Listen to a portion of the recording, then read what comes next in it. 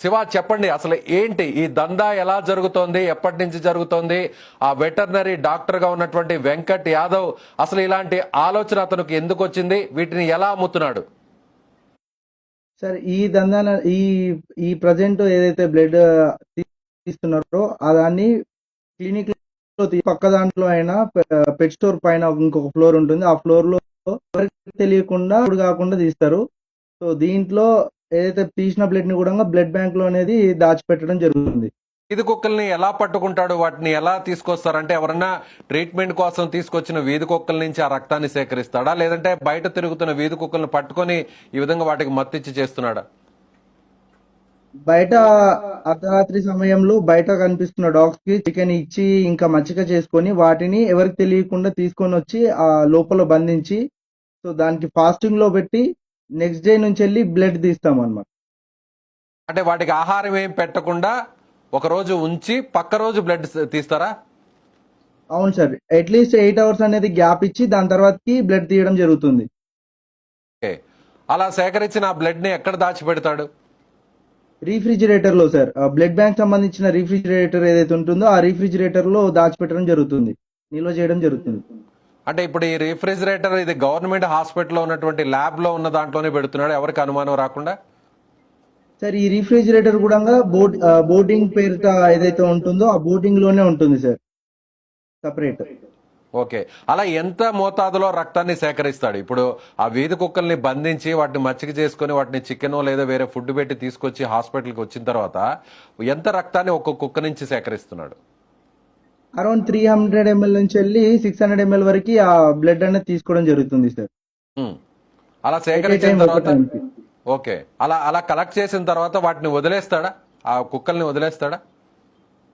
Sir ఆ dog ని అప్పుడే వదిలేయం సార్. అట్లీస్ట్ ఆ పెట్ నుంచి వెళ్ళి మనకి 1.5 లీటర్ నుంచి వెళ్ళి 2 liters వరకు బ్లడ్ ఏదైతే ఉంటుందో సో అక్కడ నుంచి వెళ్ళి వచ్చేంత వరకు నీడున్నంత వరకు ఆ బ్లడ్ తీసుకోవడం జరుగుతుంది. దాని తర్వాతనే ఆ బ్లడ్ అయిపోయిన తర్వాతనే మొత్తం బ్లడ్ తీసుకున్న తర్వాతకి ఆ పెట్ ని తర్వాత 1 week కావచ్చు, ఒక నెల రోజులకు కావచ్చు, దాని తర్వాత వదిలేస్తారు అన్నమాట. నెల రోజుల్లో ఆ కుక్కల్ని ఎక్కడ ఉంచుతారు మరి? బోర్డింగ్ లోనే ఫుడ్ ఇస్తూ ఉంచుతాం సార్. అంటే ఒక్కొక్క కుక్క దగ్గర నుంచి దాదాపు 2 లీటర్ల రక్తాన్ని సేకరిస్తారా? అవును సార్. సో ఎట్ ఏ టైంలో ఒకేసారి 300 ml నుంచి 600 ml వరకు ఒక్కసారికి తీసుకోవడం జరుగుతుంది సార్. మామూలుగా రూల్స్ ప్రకారం అయితే ఎలా తీయాలి జనరల్ గా? ఇప్పుడు ఒక కుక్కని మీ హాస్పిటల్కి తీసుకొస్తే వాటి నుంచి బ్లడ్ తీసి ఇంకో కుక్కకి ఎక్కించాలంటే సో ఎంత మోతాదులో తీస్తారు? ఎంత ఎంఎల్ ఒకసారిగా తీస్తారు నిబంధనల ప్రకారం? సో పేషెంట్ ఓనర్ని అంటే ఓనర్ సముదాయంలో ఓనర్ సమక్షంలో సో ఒక 300 ml వరకు 350 ml వరకు తీయొచ్చు ఒక సమయంలో ఒక ట్రాన్స్ఫ్యూషన్ కి. ఓకే. కానీ ఇతను ఏం చేశాడంటే 300 ఎంఎల్ కాకుండా ఒకేసారి 1/2 లీటరు 600 ఎంఎల్ వరకు కూడా తీసేవాడు.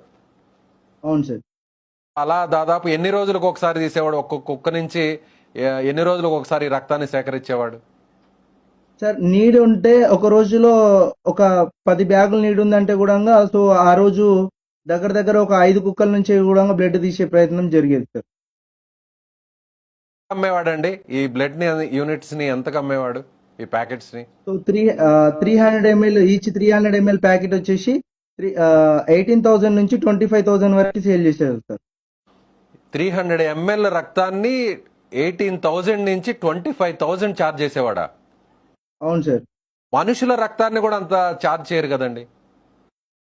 ఇది చాలా విలువైంది కదా సార్, ఎక్కడ హైదరాబాద్ లో ఎక్కడ దొరకదు, ఎవరి దగ్గర అవైలబిలిటీ ఉండదు. ఎమర్జెన్సీలో పెట్ ఓనర్ కావాల్సింది మాకు పెట్టు బతకాలి, మా ఇంట్లో ఉన్న తమ్ముడు చెల్లి ఈ కుక్కలో చూసుకుంటారు కాబట్టి మా తమ్ముడు బతకాలి, మా చెల్లి బతకాలి అనే ఒక ఆలోచనతోటి సరే డబ్బులు ఎంతైనా ఖర్చు కానీ సో నా పెట్టు బ్రతకాలనే ఒక ఉద్దేశంతో వాళ్ళు ఎంత డబ్బు అయినా పే చేసేస్తున్నారు.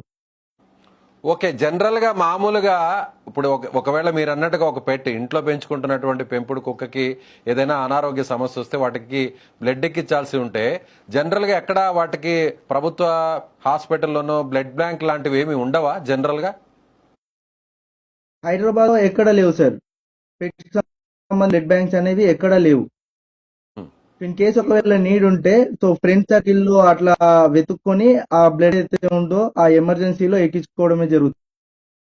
ఓకే, వీటికి కూడా మనుషుల్లాగే బ్లడ్ గ్రూప్స్, ఏ బ్లడ్ గ్రూప్ సంబంధించినటువంటి డాగ్ నుంచి అదే ఆ గ్రూప్ సంబంధించిన డాగ్ నుంచి సేకరించి వాటికి ఇవ్వాల్సి ఉంటుందా?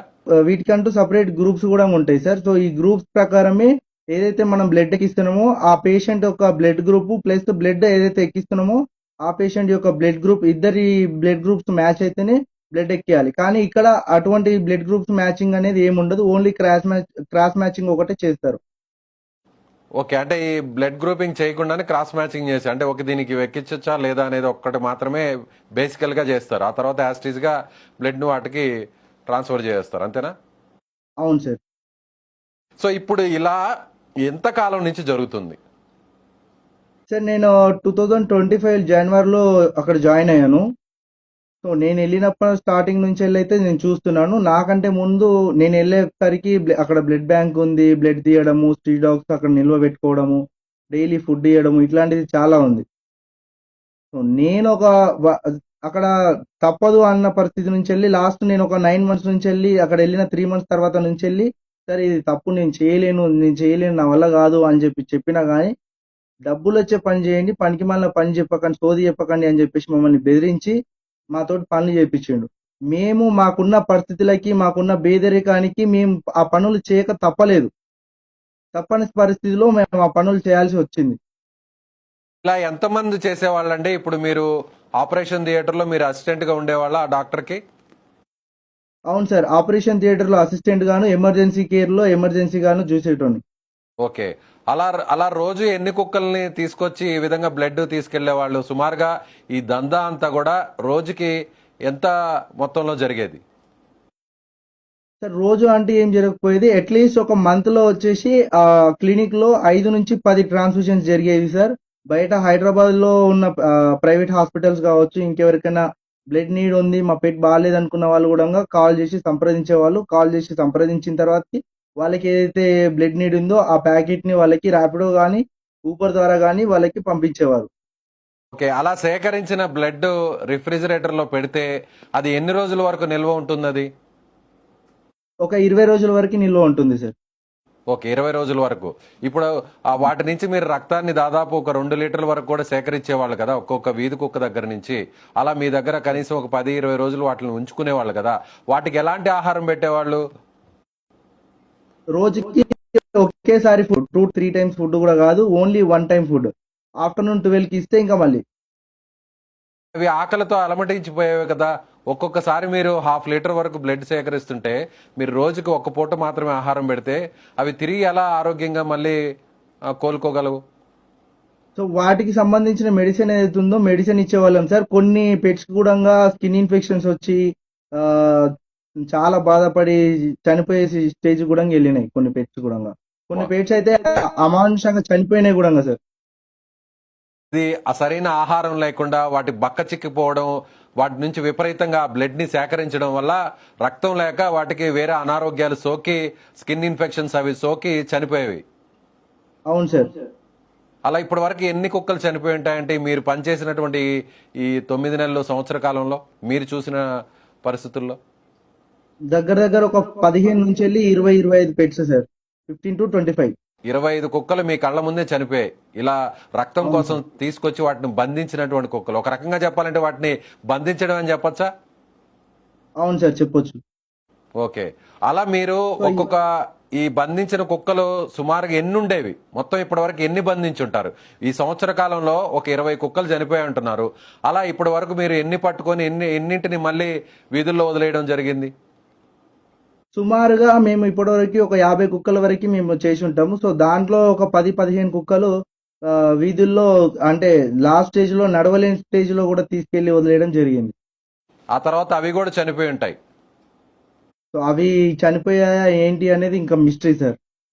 అసలు ఎలా వీటిని ఎలా పట్టుకుంటారు? జనరల్ గా వీధి కుక్కలు ఎవరి మాట వినవు. అవి ఎవరన్నా అన్నం పెట్టే వాళ్ళకి, ఆహారం పెట్టే వాళ్ళకి కాస్త విశ్వాసంగా ఉంటాయి. కానీ మీరేమో కొత్త వ్యక్తులు, వాటిని ఏ విధంగా మచ్చిక చేసుకొని హాస్పిటల్కి వాటిని బంధించి తీసుకొచ్చేవాళ్ళు? సార్ చికెన్ అనేది బాయిల్ చేసిన తర్వాతకి ఆ చికెన్ స్మెల్ చూసి పిలిస్తే దగ్గరికి రావడము, ఇంకా ఫుడ్ ఇచ్చి ఆహారంలో ఫుడ్ పెడిగ్రీ కావచ్చు, ట్రీట్స్ కావచ్చు, సో ఇవి ఇచ్చినప్పుడు దగ్గరికి రావడం ఇట్లాంటివి జరిగేది సార్.